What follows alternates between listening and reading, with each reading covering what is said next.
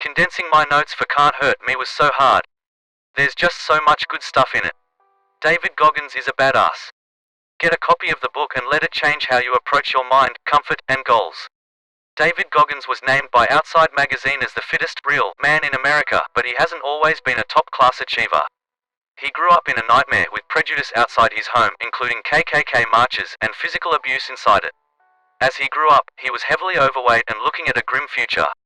Through self-discipline, mental toughness, and millions of reps, Goggins transformed himself into a U.S. Armed Forces icon and one of the world's top endurance athletes. He's the only man in history to complete elite training as a Navy SEAL, Army Ranger, and Air Force Tactical Air Controller. But nope, that wasn't enough.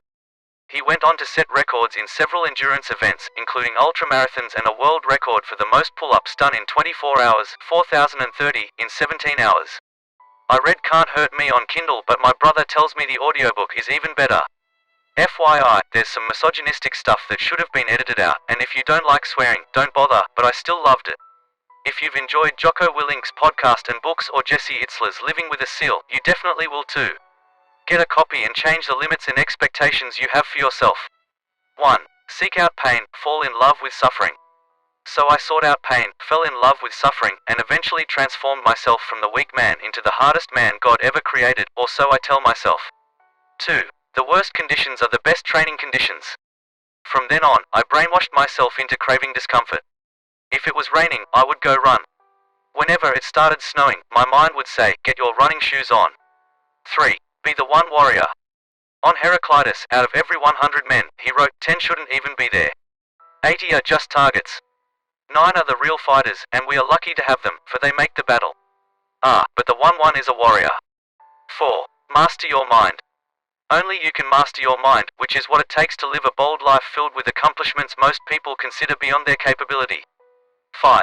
Turn adversity into fuel for your metamorphosis. Because when you're driven, whatever is in front of you, whether it's racism, sexism, injuries, divorce, depression, obesity, tragedy, or poverty, becomes fuel for your metamorphosis. 6. Confidence comes from personal accountability. By the time I graduated, I knew that the confidence I'd managed to develop didn't come from a perfect family or God-given talent. It came from accountability, stability, which brought me self-respect.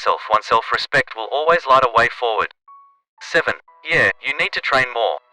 I loved waking 5 a.m. to 5 a.m. and working with 3 hours of cardio already the bank while most of my teammates hadn't even finished their coffee. It gave me a mental edge, a better sense of self-awareness, and a ton of self-confidence, which made me a better SEAL instructor. That's what getting up at the arse crack of dawn and putting out will do for you. It makes you better in all facets of your life. 8. If you take shortcuts, do it again. You cut corners and you gonna make that mistake as I drove back to the gym. There are no shortcuts for you, Goggins. I did my entire pull-up workout over again. One missed pull-up cost me an extra $250, and there would be similar episodes. Whenever I cut a run or swim short because I was hungry or tired, I'd always go back and beat myself down even harder. 9. If you need to toughen up, find freezing water. I waded into watery water, dressed in camo pants, a brown short-sleeved t-shirt, and boots laid back, and looked into the grey sky. The hypothermic water washed over me, the pain was excruciating, and I loved it. After minutes I got out and started running, water sloshing in my boots, sand in my underwear. Seconds my t-shirt was frozen to my chest, my pants iced at the cuffs. I hit the mantra, write down what makes you uncomfortable and go out. Dig out your journal and write down all the things you don't like to do or that make you uncomfortable. Especially those things you know are good for you. Now go do one of them, and do it again. 11. Smile at the pain, watch it fade, and push a bit more. Smile at pain and watch it fade for at least a second or two. If you can do that, you can string those seconds together and last longer than your opponent thinks you can, and that may be enough to catch a second wind. 12. Bring your best when you feel southeast. The ticket to victory often comes down to bringing your very best when you feel your worst. 13. To earn respect, give it your all. Who is your opponent?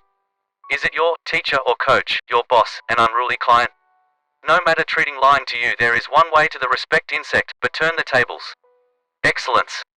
That may mean hacking an exam, or crafting an ideal proposal, or smashing a sales goal. Whatever it is, I want you to work harder on that project or in that class than you ever have before. Do everything exactly as they ask, and whatever standard they set as an ideal outcome, you should be aiming to surpass that. 14. Callous your mind. My palms were soft and quickly got torn up on the bars because they weren't accustomed to gripping steel. But over time, after thousands of reps, my palms but thick, a thick callus as protection. The same principle comes to mindset. 15. You can do more. Hell Week is designed to show you that can do much more than you know. It opens your mind to the true possibilities of human potential, and with that comes a change in your mentality. You no longer fear cold water or doing push-ups all day.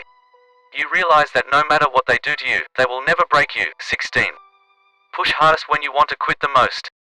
The reason it's important to push hardest when you want to quit the most is because it helps you callous your mind. It's treasonous and why you have to do your best work when you are the least motivated. 17. Physical challenges make you ready for anything.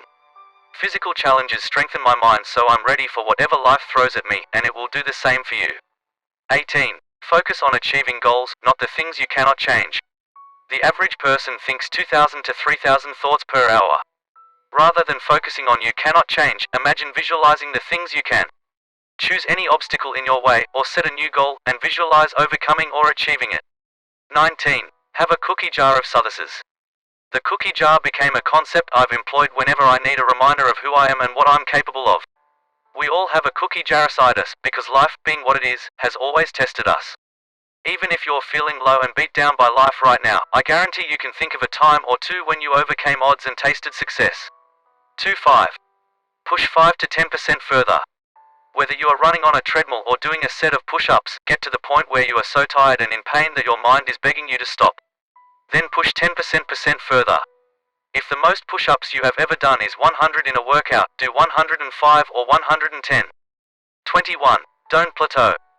He's high-powered and wealthy, so he could easily maintain his status quo with less effort and enjoy the sweet fruits of his labors, but he finds a way to stay hard because his labors are his sweetest fruits.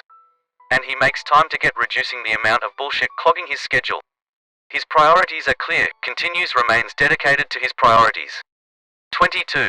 Focus. Each hour of his week is dedicated to a particular task, and when that hour shows up in real time, he 100% on the task. That's a hit. I do it too because that is the only discount to minimize wasted hours. 23. Burnout. They aren't looking to get fit, but have been dreaming of starting a business of your own, or have always wanted to learn a language or an instrument you're obsessed with. Fine, the same rule applies. Analyze your schedule, kill your empty habits, burn out the rest and see what's left. Is it 1 hour per day? 3. Now maximize misting. It means listing your prioritized tasks every hour of the day.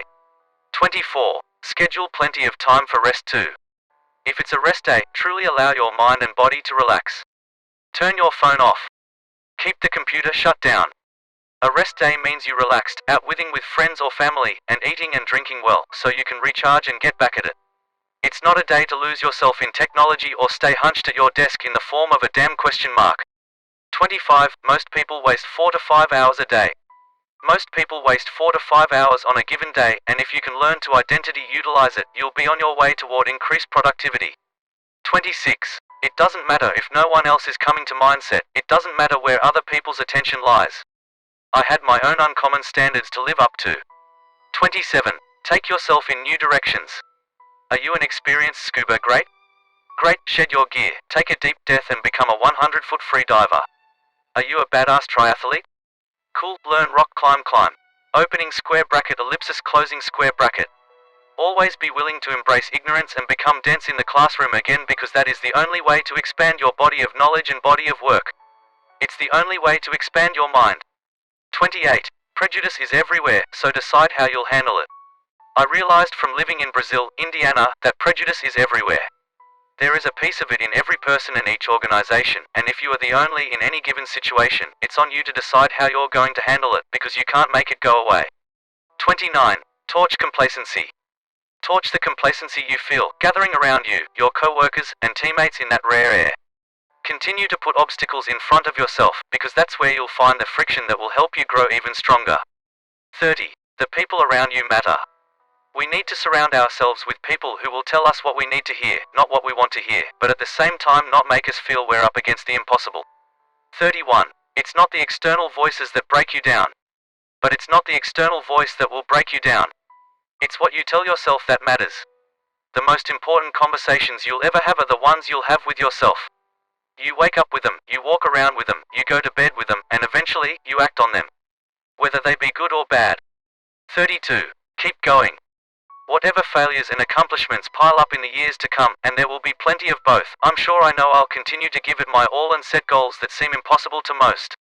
And when those motherfuckers say so, I'll look 'em dead in the eye and respond with one simple question. What if?